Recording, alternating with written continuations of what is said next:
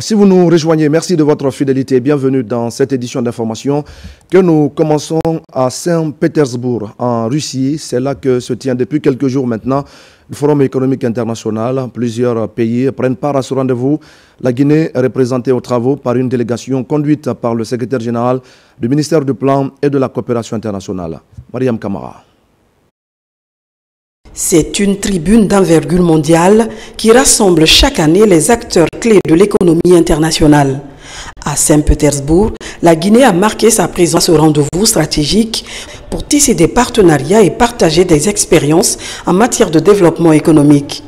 Au cœur de la communication guinéenne, la promotion de Simandou 2040, un ambitieux programme avec une mise en avant particulière du potentiel minier de la Guinée, fer de lance de son développement économique. Il faut savoir que depuis l'avènement, depuis la prise de responsabilité du CNRD, la République de Guinée a procédé à la relance de l'économie, ce qui nous a amené à assainir le cadastre minier.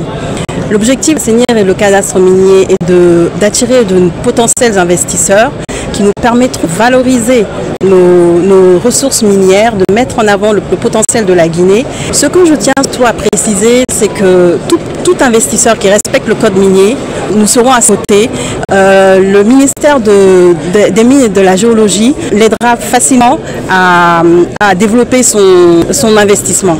Face aux partenaires internationaux, la délégation détaille les axes de sa politique de coopération internationale, mettant en lumière les efforts consentis pour diversifier les partenariats et renforcer l'attractivité économique du pays.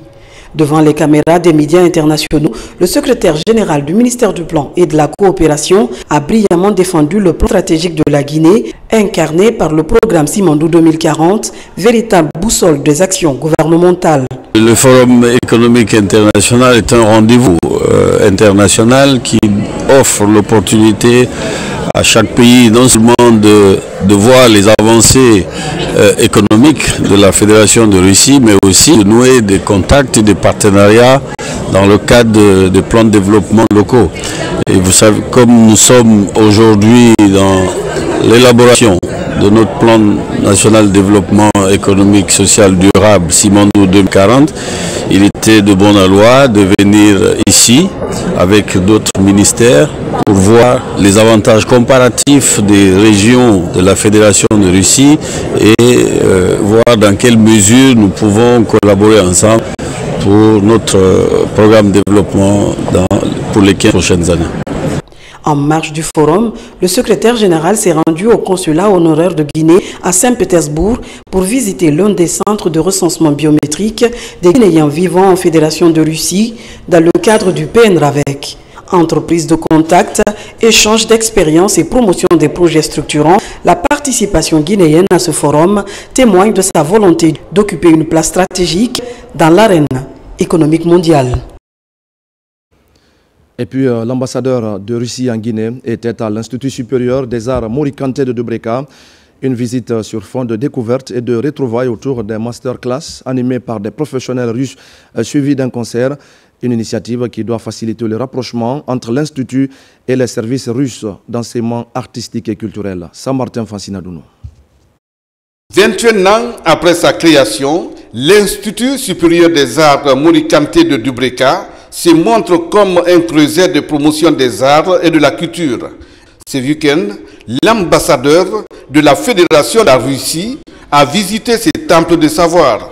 Après son échange avec les responsables, Alexis Popov a été convié à une visite guidée des espaces d'exposition mettant en lumière des œuvres plastiques contemporaines réalisées par les étudiants. Nous avons, grâce à l'accompagnement de M. l'ambassadeur, reçu une invitation en Russie où nous avons signé un partenariat avec l'Université russe d'art et de métiers traditionnels. Cette convention entre en activité dès la reprise de l'année universitaire. Nous avons aussi, grâce à leur accompagnement, reçu l'échange avec la maison de la Fédération russe en Guinée qui est basée à Lambagne. Par rapport à l'accompagnement, nous souhaiterions que M. l'ambassadeur facilite l'octroi des bourses universitaires, aussi bien pour les étudiants que pour les enseignants. C'est mon première visite ici à l'Institut de Beaux-Arts à Dubreka. Nous avons des bonnes relations, on peut dire historiques avec cet institut, car il y a des professeurs russophones qui travaillent ici. Pensons où on peut organiser un concert de musique classique avec des artistes russes, nous avons pensé au sujet de cet institut. Des séances de masterclass sont organisées avec les étudiants de l'ISAMC. Ces échanges, animés par des professionnels russes du corps diplomatique et par des enseignants-chercheurs de l'Institut, ont porté sur l'art comme vecteur de diplomatie, de dialogue interculturel, l'histoire de l'art russe et ses grandes écoles et les opportunités de bourse et de formation artistique en Russie. Je me sens émerveillée parce que j'ai pu prester à sa présence. Ça, c'est déjà un atout pour moi. Aujourd'hui, on a eu une masterclass avec les enseignants de la Russie. L'enseignement était sur les vocalises et puis sur les instruments de la musique, au fait, comme le piano. Nous serons le centre pilote de l'apprentissage de la langue russe à travers la nation. Apprendre aujourd'hui la langue russe est une fierté. Je crois que la musique est un métier transversal et universel. Une journée culturelle couronnée par des prestations des étudiants qui a permis à l'ambassadeur de Russie en Guinée de constater la richesse de la créativité guinéenne et russe, ainsi que l'investissement intellectuel et technique des jeunes artistes formés à l'ISAMC de Dubreka.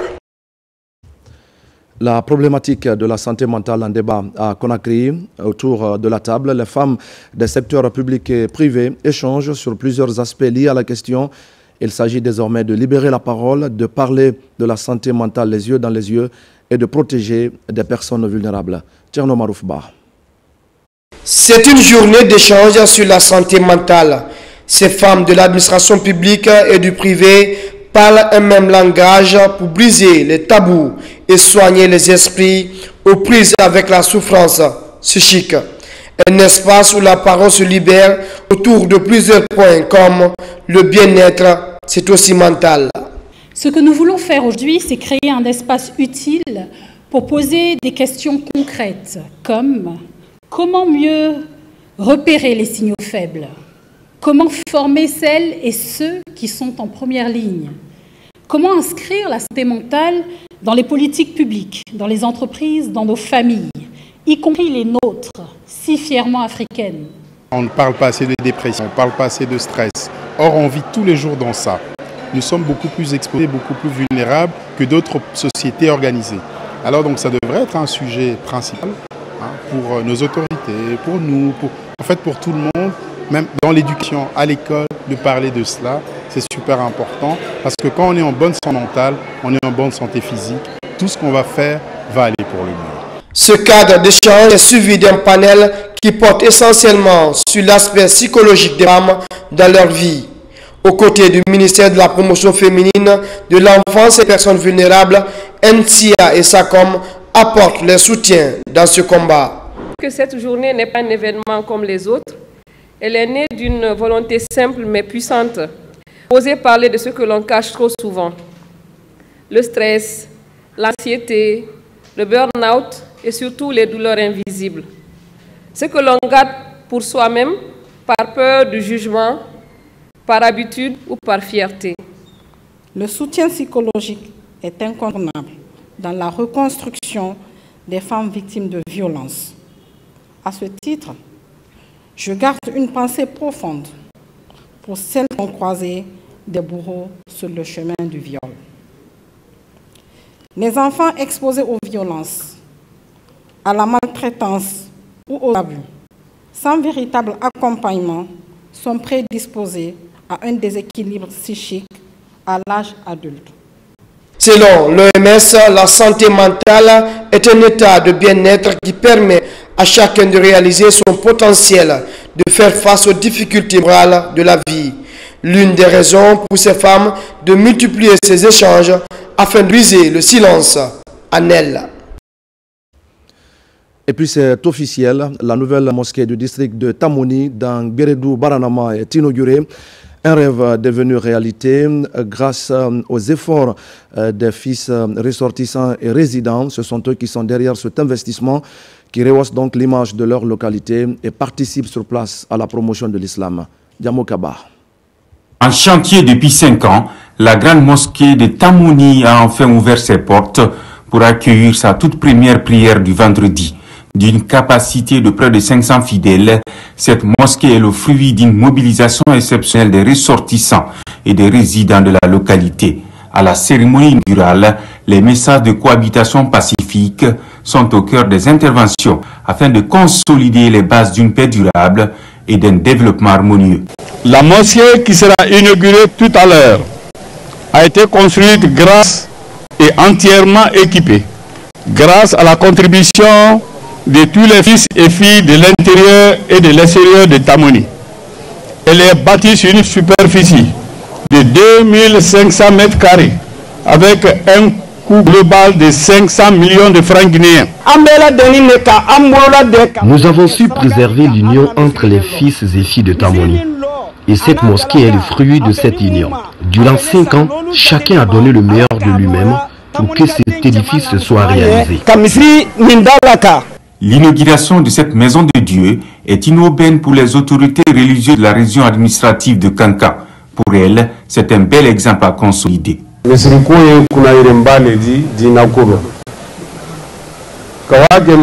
communauté de Tamouni vient de donner un bel exemple. Construire une mosquée sans attendre un financement extérieur prouve l'amour que les ressortissants et résidents de Tamouni ont pour leur village. Et nous prions que cela se perpétue.